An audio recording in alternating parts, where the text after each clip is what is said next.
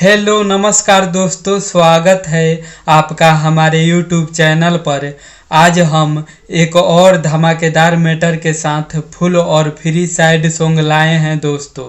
तो आशा करता हूँ आप सबको ये गाना भी बहुत पसंद आएगा। अगर ये गाना पसंद आता है आपको तो हमारे वीडियो को लाइक ज़रूर कीजिएगा और कमेंट करके हमें सपोर्ट ज़रूर दीजिएगा दोस्तों, ताकि मैं और नया हिट मैटर फुल और फ्री आप सबके बीच ला सकूं और आप सब इसका फ़ायदा आसानी से उठा सकें। तो चलिए दोस्तों, देरी ना करते हुए आज का super duper hit sad song देखा जाए और सुना जाए कैसा है। खाके क्रिया कसम कइलु घात,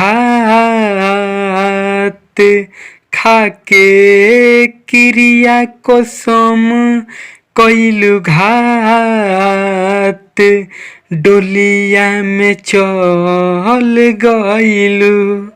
खाके क्रिया कसम कइलु घात, डोलिया में चल गइलु।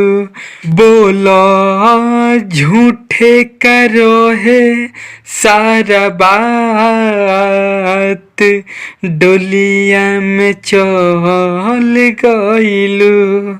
खाके क्रिया कसम कइलु घात, डोलिया में चल गइलु।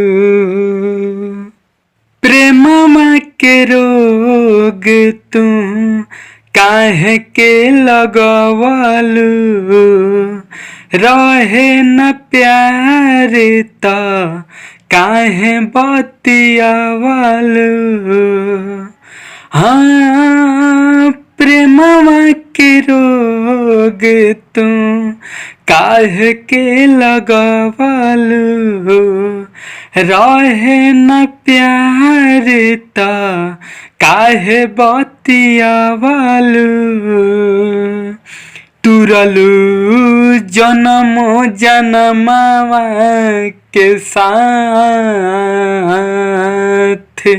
तुरलु जन्मो जन्मवा के साथ, डोलिया में चल गइलु।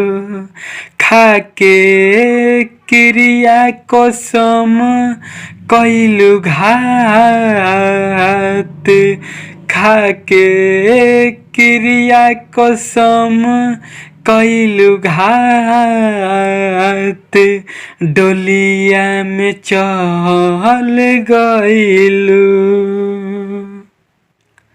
कइलु बियाह कैसे परल तहरा फाल हो, हर एक आंसू तोह से पूछे सवाल हो।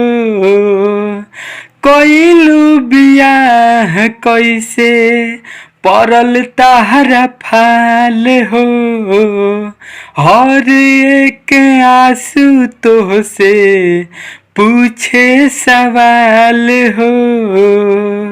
दिल रोए राकेश के दिनों रात, दिल रोए राकेश के दिनों रात, डोलिया में चल गइलु।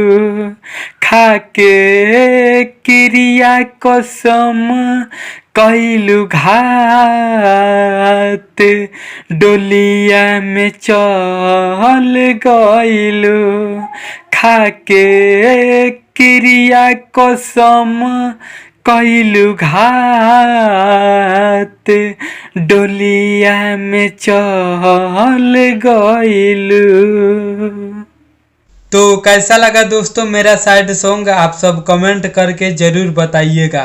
अगर अच्छा लगा है तो वीडियो को लाइक करना ना भूलिएगा दोस्तों, और चैनल पे पहली बार हैं तो चैनल को भी सब्सक्राइब जरूर कीजिएगा मेरा वीडियो सबसे पहले देखने के लिए। तो मिलते हैं दोस्तों अगले वीडियो में नए हिट गीत के साथ। तब तक के लिए नमस्कार, बाय बाय दोस्तों।